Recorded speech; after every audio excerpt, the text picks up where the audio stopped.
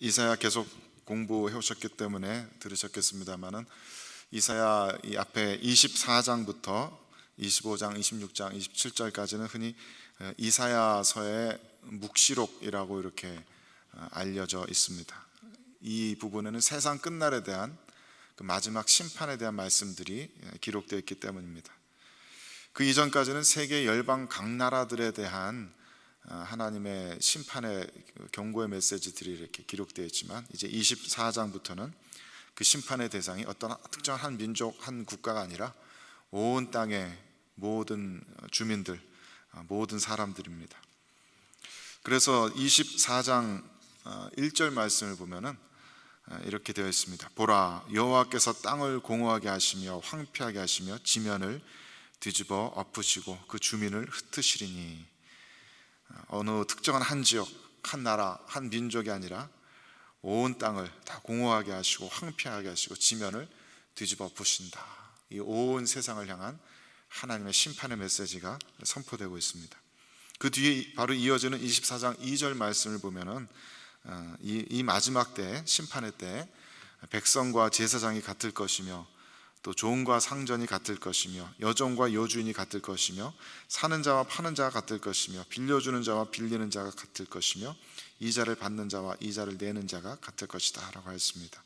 하나님의 이 두려운 심판 앞에 제사장이나 일반 백성들이나 높은 사람이나 낮은 사람이나 부유한 사람이나 가난한 사람이나 가릴 것 없이 똑같이 하나님의 이 심판을 경험하게 될 것이라는 말씀입니다.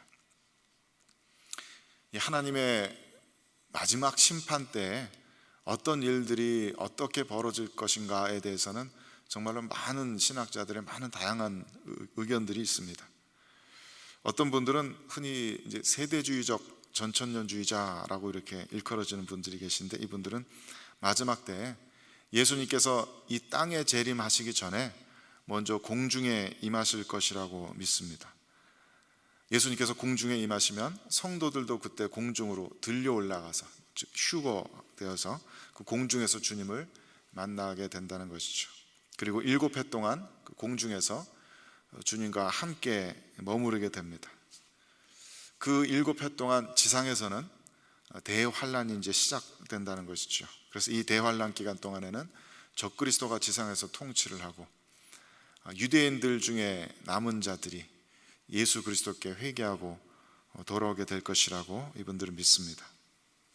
그래서 이런 이론은 한편으로는 성도들에게 굉장히 안도감을 가져다 줄 수 있는 것 같아요. 믿는 성도들이 마지막 심판 직전에 벌어지는 이 땅 위에서의 대환란을 겪지 않게 될 것이라는 이야기거든요. 믿는 이들은 세상 사람들이 모두 다 환란을 겪고 있을 때 공중으로 들려 올라가서 고통당하는 세상 내려다보면서 나는 구원받았다고 감사하며 하나님께 찬양 부르게 된다는 것입니다. 하지만 오늘 본문 같은 말씀을 보면은 그런 이론들은 좀 성경적인 근거가 희박해 보입니다. 주님께서는 분명히 온 땅이 함께 이 환란을 경험하게 될 것이라고 말씀하는 것 같습니다. 성도들도 예외 없이 그 환란을 겪게 될 것이라는 것이죠. 마태복음 24장 9절 말씀 보면 예수님께서 이렇게 가르치셨습니다. 그때 사람들이 너희를 환란에 넘겨주겠으며 너희를 죽이리니 너희가 내 이름 때문에 모든 민족에게 미움을 받으리라. 물론 이것은 예루살렘 성전이 멸망하고 또 초대교회 성도들이 당했던 그 박해를 예언하는 말씀으로도 볼 수 있겠지만, 딱 그때만 적용되는 말씀이 아니라 이 세상의 마지막 심판 때 이런 동일한 일들이 또 있을 것이라고 주님께서 말씀하시는 듯 합니다. 요한계시록 7장 13절 14절 말씀 보면은 이렇게 되어 있습니다. 이 마지막 때에 각 나라와 족속과 백성과 방언에서 흰옷 입은 무리들이 나오는데, 그래서 이들이 하나님을 크게 찬양하는데, 이들은 바로 큰 환난에서 나오는 자들이다. 이들은 어린 양의 피에 그 옷을 씻어서 희게 한 자들, 구원받은 이 사람들이 큰 환난에서 나오는 자들이다. 큰 환난을 통과한 사람들이다 라는 이야기입니다. 그러니까 성경 전체를 보면은 분명히 믿는 사람들이라고 해서 이 온 세상이 함께 겪게 될 말세지말의 환난을 피하게 될 것 같지는 않습니다. 믿는 이들도 세상 사람들과 함께 이 환난을 겪게 될 것 같습니다. 믿는 자들이라고 해서 이 코비드에 감염 안 되는 거 아니고요, 믿는 자들이라고 해서 이 경제적 침체를 겪지 않게 되는 거 아닙니다. 믿는 자들이라고 해서 어떤 자연재해나 전쟁이나 영적인 시험으로부터 늘 자유로울 수는 없습니다. 세상 모든 사람들과 똑같이 우리 믿는 사람들도 이 고단한 삶을 함께 살아가며 때로 우리들의 삶 가운데 닥치는 모든 환난들을 사람들과 함께 통과하게 됩니다. 그리고 이 마지막 심판 전에, 이 마지막 때에도 역시 우리는 세상 사람들과 똑같은 고난과 어려움들을, 환난들을 통과하게 될 겁니다. 하지만 믿는 사람들은 분명히 그렇지 않은 이들과 다른 점들이 분명하게 있습니다. 무엇보다도 믿는 자들은 첫 번째로 환난 중에서도 하나님 찬양하기를 쉬지 않습니다. 이사야 24장 14절 15절에 이렇게 기록되어 있습니다. 무리가 소리를 높여 부를 것이며 여호와의 위엄으로 말미암아 바다에서부터 크게 외치리니 그러므로 너희가 동방에서 여호와를 영화롭게 하며 바다 모든 섬에서 이스라엘의 하나님 여호와의 이름을 영화롭게 할 것이라. 아멘.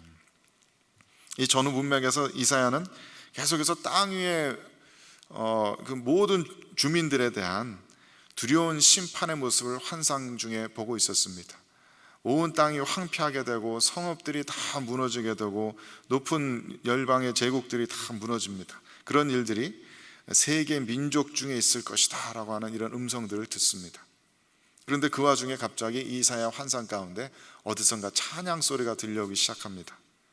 서쪽 바다 끝에서 동쪽 땅 끝까지 많은 무리들이 일어나서 여호와의 이름을 찬양하는 소리가 들리는 겁니다. 이들은 여호와의 위엄으로 말미암아 서쪽 바다에서부터 동쪽 땅에까지 하나님의 이름을 찬양한다고 이렇게 쓰고 있습니다. 다른 무엇 때문도 아닌 여호와의 위엄으로 말미암아서 하나님을 찬양한다고 합니다. 이렇게 온 세상에 진노의 심판을 쏟아부으시는 하나님의 그 크고 두려우신 권능과 위엄을 두 눈으로 목격하면서 바로 그 하나님의 위엄 때문에 하나님을 찬양하고 있다는 것입니다. 오늘 본문 25장 1절에서도 이사야 선지자는 하나님의 이 두려운 심판이 온 세계 민족 위에 부어지는 것을 보면서 자기도 모르게 토해내듯 이런 찬송을 부릅니다. 여호와여, 주는 나의 하나님이시라. 내가 주를 높이고 주의 이름을 찬송하오리니 주는 기사를 옛적에 정하신 뜻대로 성실함과 진실함으로 행하셨음이라. 여기서 이사야가 주님을 찬송하는 이유를 주님께서 기사를 옛적에 정하신 뜻대로 성실함과 진실함으로 행하셨기 때문이다 라고 이사야는 노래하고 있습니다.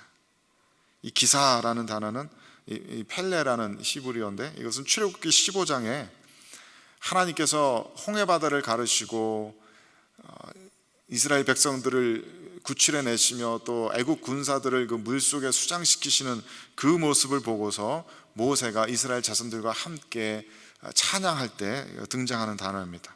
거기서는 이 똑같은 펠레라는 단어를 기이한 일이라고 번역하였습니다.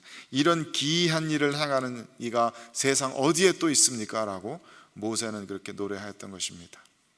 이 기이한 일, 기사, 이것은 인간의 예측을 너무나 벗어난 정말로 하나님 외에는 하실 수 없는 하나님의 놀라운 권능을 드러내 보여주는 그런 일들을 이야기합니다.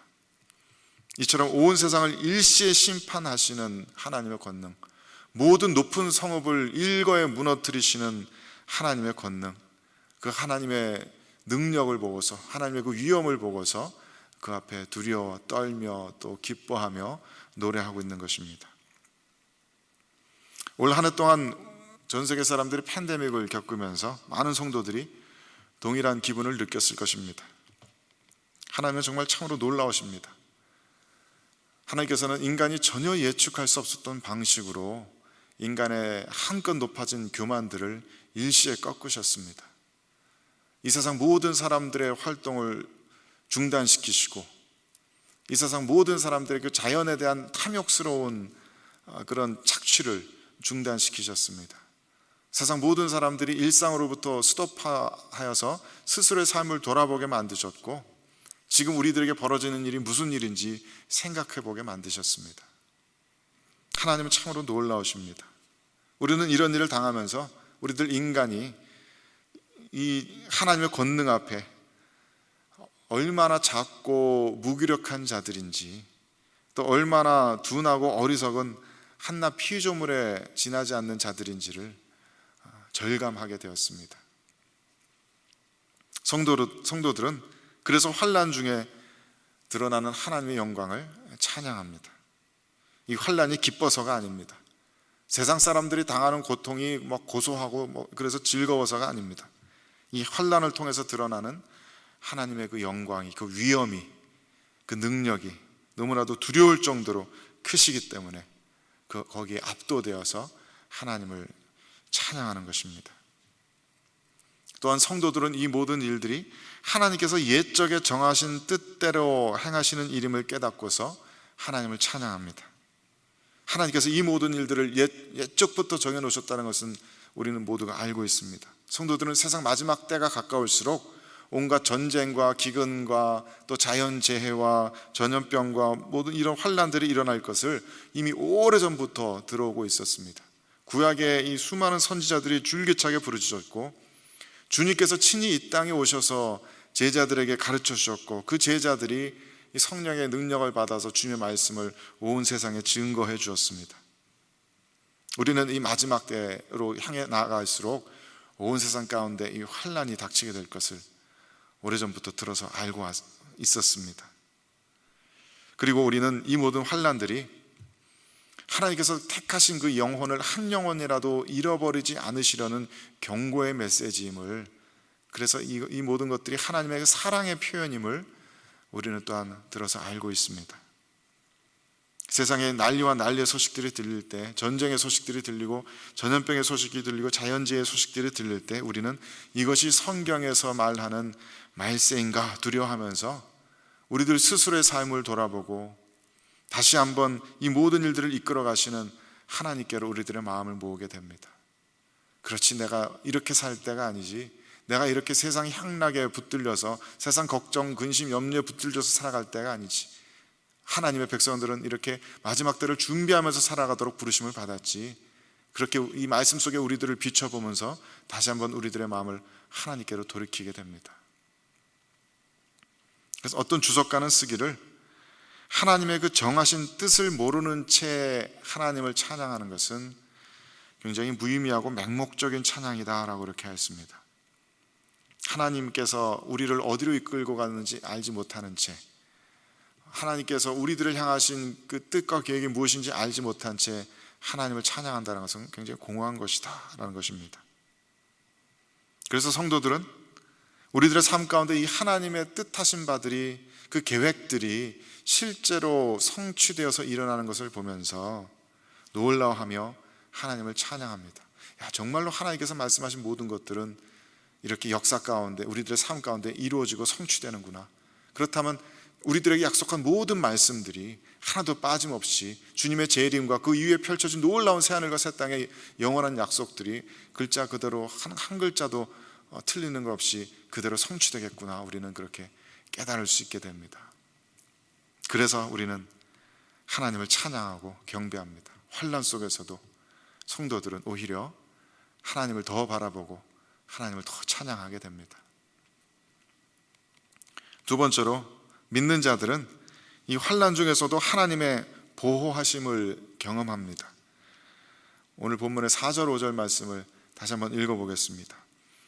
주는 포학자의 기세가 성벽을 치는 폭풍과 같을 때 빈궁한 자의 요새이시며 환난당한 가난한 자의 요새이시며 폭풍 중에 피난처이시며 폭양을 피하는 그늘이 되셨사오니, 마른 땅에 폭양을 제함같이 주께서 이방인의 소란을 그치게 하시며 폭양을 구름으로 가림같이 포악한 자의 노래를 낮추시리이다. 마치 시편의 한 구절 같은 이 말씀들은 깊이 묵상할수록 우리들의 마음을 참 든든하게 위로해 줍니다.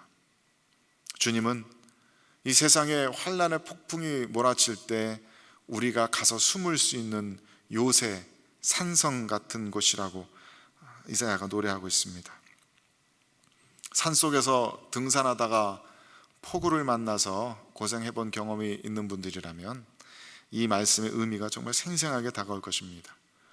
폭우 속에서 헤매다가 마침내 산장을 만나서 그리로 들어가서 몸을 피하고 나면은 그제서야 이제 살았다 싶은 그런 마음이 들지요.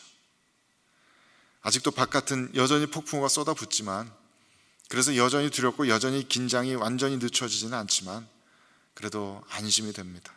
내가 안전하게 되었다라는 것을 절감합니다. 또 주님은 반대로 뜨거운 폭염을 피하는 그늘과 같은 분이라고도 하였습니다.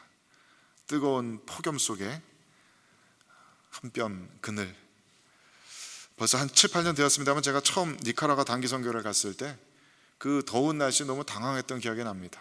공항에 시원한 에어컨 바람 쐬고 있다가 문 열고 공항 바깥으로 한 걸음 딱 내딛자마자 마치 온 도시에 히터를 잔뜩 틀어놓은 것처럼 숨이 턱 막히는 더위가 느껴졌습니다.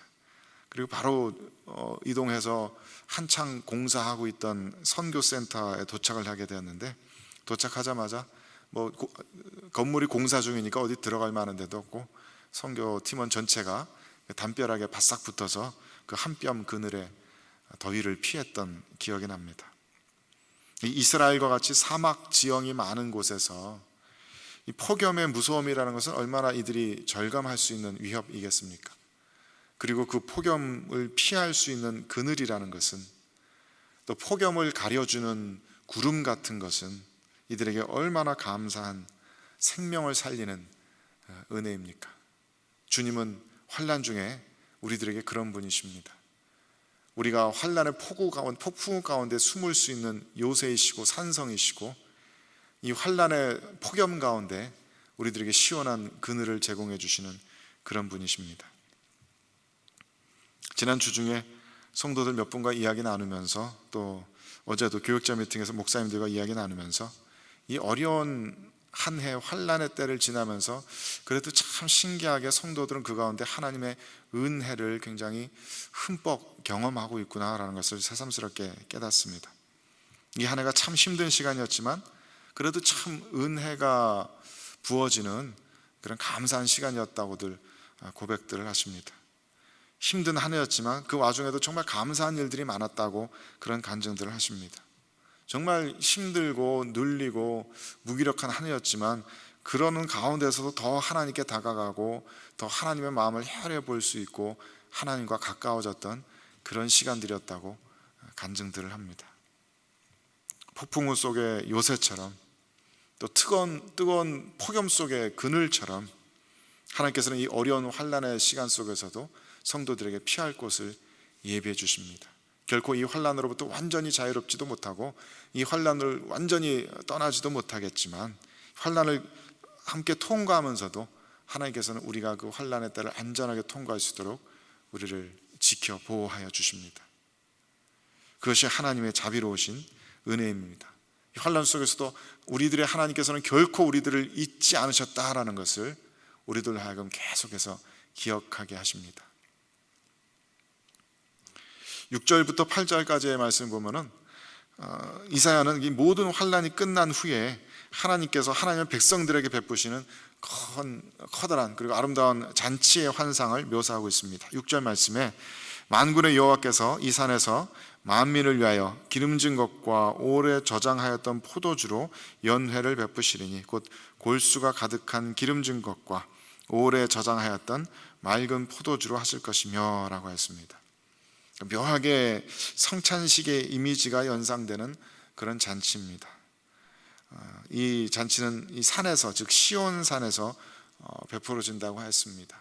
시온산은 하나님의 임재가 드러나시는 산이자 또 신약시대에 그 하나님의 성전된 교회를 상징하는 단어이기도 합니다. 이곳에서 만민을 위하여서 베풀어지는 잔치라고 했습니다. 유대인들뿐만 아니라 세상 모든 민족들이 유대인들 중에 남은 자들과 함께 한 공동체를 이루어서 이 하나님의 거룩하고 아름다운 잔치로 초청받고 있는 것입니다. 결국 그것이 하나님의 궁극적인 계획이시기 때문이죠. 세상 모든 사람들이 민족과 문화와 인종 관계없이 한 공동체를 이루어서 하나님의 나라로서, 하나님의 백성으로서 샬롬의 세상을 이루는 것, 그것이 하나님의 궁극적인 목표이십니다. 그래서 이 잔치는 그렇게 택정하심을 받은 이들이 하나님께서 베푸시는 그 만찬에 초대되어서 함께 참여하는 그런 잔치입니다. 여기서 베풀어지는 음식은 골수가 가득한 기름진 것과 오래 저장하였던 최상급의 포도주입니다.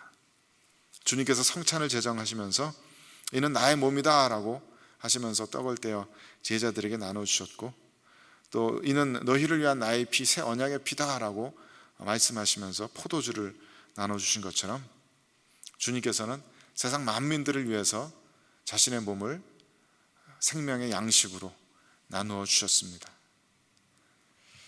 묘하게 그 두 가지 이미지가 서로 이렇게 겹치고 있습니다. 결국 이 하나님 나라의 잔치는 예수 그리스도의 희생 없이는 이루어질 수 없는 잔치인 것입니다. 주님의 십자가 희생으로 인해서 우리 모든 성도들은 민족과 혈통에 관계없이 오직 하나님의 부르심을 받고 하나님의 존귀하신 식탁에 초청을 받고 그 자리에 함께 앉아서 하나님의 가족이 되고 또 그곳에서 영원한 생명을 선물 받게 되는 것입니다. 7절 8절의 이 말씀은 그래서 죽음으로부터 일어나 부활로서 영원한 생명을 누리게 될 것을 약속하시는 말씀의 그런 의미들을 또한 담고 있습니다. 7절 8절 말씀에 또 이 산에서 모든 민족의 얼굴을 가린 가리개와 열방 위에 덮인 덮개를 제하시며 사망을 영원히 멸하실 것이라.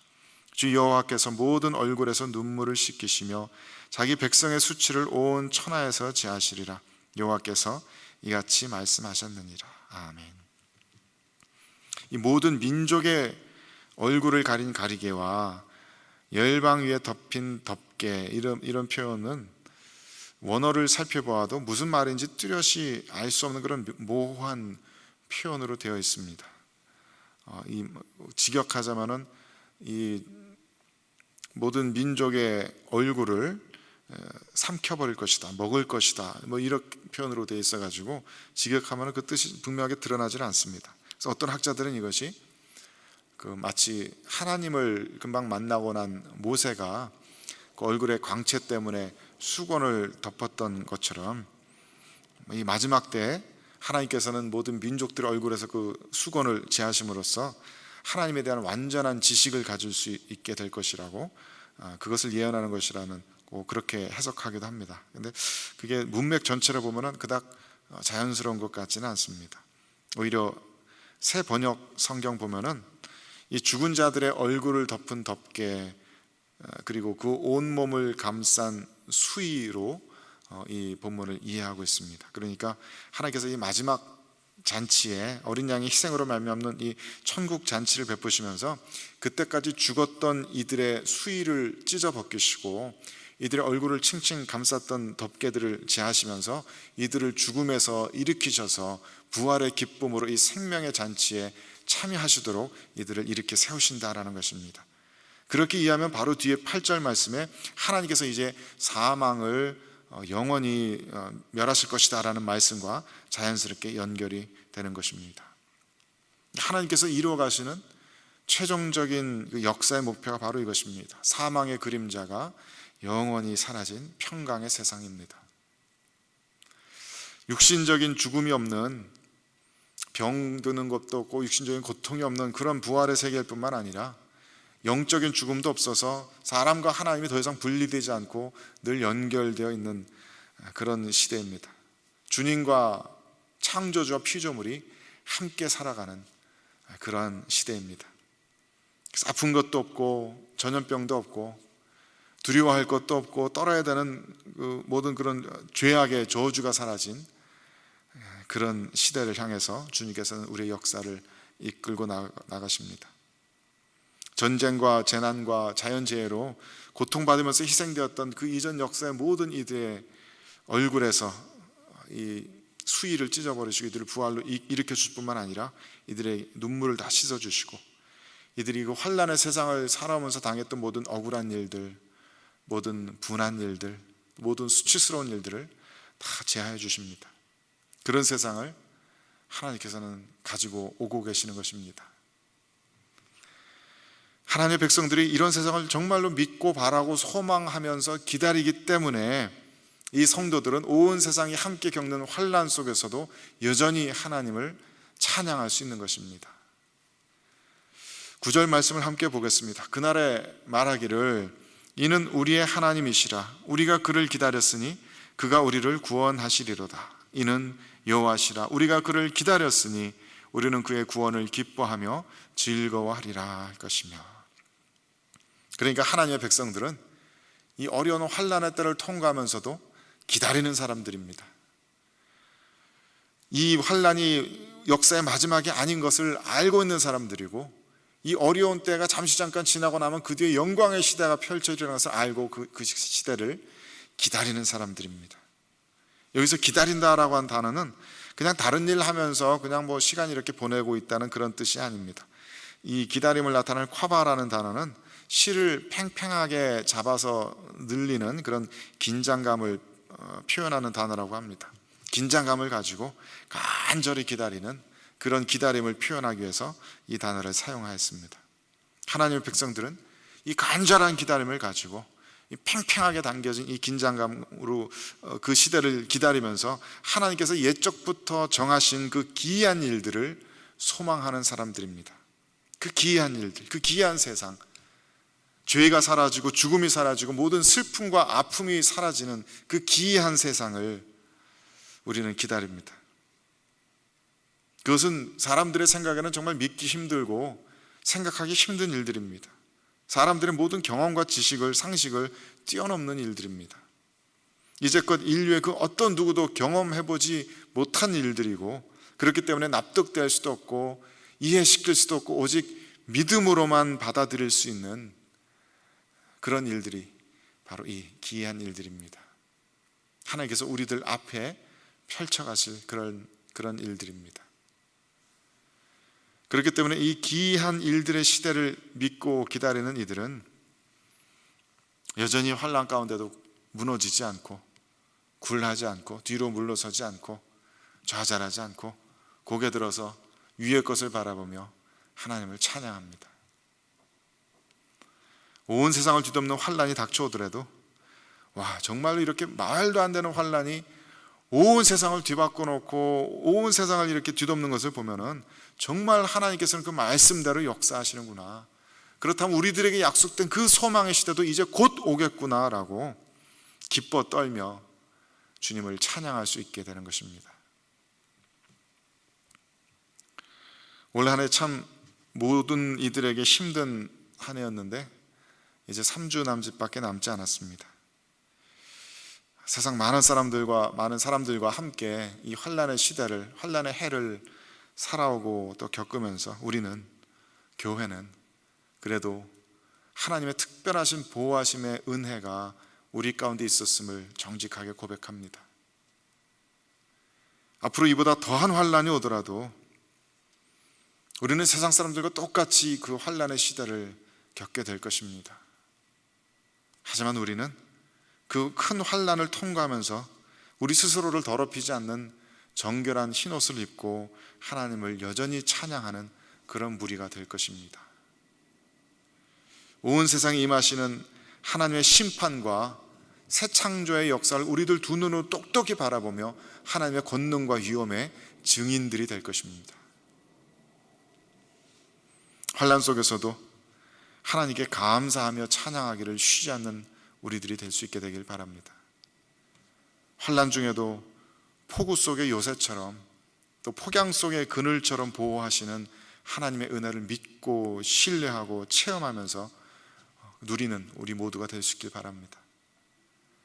또 하나님께서 베푸실 큰 상급을 바라보며 그 아름다운 천국 잔치를 바라보며 그 언약의 말씀들을 끝까지 믿고 기다리고 소망하며 살아가는 우리 모두가 될 수 있게 되길 바랍니다. 그래서 이 환난 가득한 세상 속에서도 여전히 하나님 찬양하기를 쉬지 않는 그 예언 속에 이 선지자가 예언한 그 무리들이 바로 우리들 자신이 될 수 있게 되기를 주님의 이름으로 간절히 축원드립니다. 함께 기도하시겠습니다. 지극히 존귀하신 하나님, 주님의 그 위엄과 영광 앞에 고개 숙이고 마음을 낮추고 주님께 우리들의 최선의 경배와 찬양을 올려드립니다. 이 한 해 동안에 우리들은 하나님의 위엄과 권능을 맛보았습니다. 우리 인간들이, 우리가 쌓아올린 그 문명들이 얼마나 무기력하고 또 우리들이 얼마나 작고 연약한 한낱 피조물에 불과한지 다시 한번 분명하게 깨닫습니다. 그리고 주님께서 이미 오래전부터 우리들에게 주셨던 그 경고의 메시지들을 다시 한번 우리들의 마음속에 새깁니다. 이 시대를 살아가면서 이 세상 속에 다시 한번 하나님의 권능과 위엄을 증거하는 우리 모두가 될 수 있게 하시고, 환난 가득한 세상 속에서도 하나님을 찬양하며 하나님을 영화롭게 드리고, 이 땅에 단 한 영혼이라도 잃어진 영혼들이 없도록, 주님의 부르심을 받았지만 잃어진 영혼들이 없도록 우리들이 그들 곁으로 나아가고 그들에게 하나님의 복음의 귀한 메시지를 전할 수 있도록 우리를 사용하여 주옵소서. 환난의 때일수록 우리들의 신앙을 더욱더 견고하게 붙들어 주시고, 변치 않는 성결한 마음으로 주님 늘 한결같이 섬기며 살아갈 수 있도록 도와주시옵소서. 특별히 이 한 해 동안에 경제적인 어려움을 당하고 또 몸이 아프고 육신이 고나고 관계에 어려움을 당한 모든 이들을 두 손 들어 축복하기 원합니다. 주님의 한없으신 은혜를 베푸셔서 이 폭우 속에 산성이 되어주시고 이 폭염 속에 그늘이 되어주셔서 주님 안에서 참다운 안식과 위로를 경험할 수 있게 하여 주옵소서. 감사드리며 우리 구주 예수 그리스도의 이름으로 기도 올려드립니다.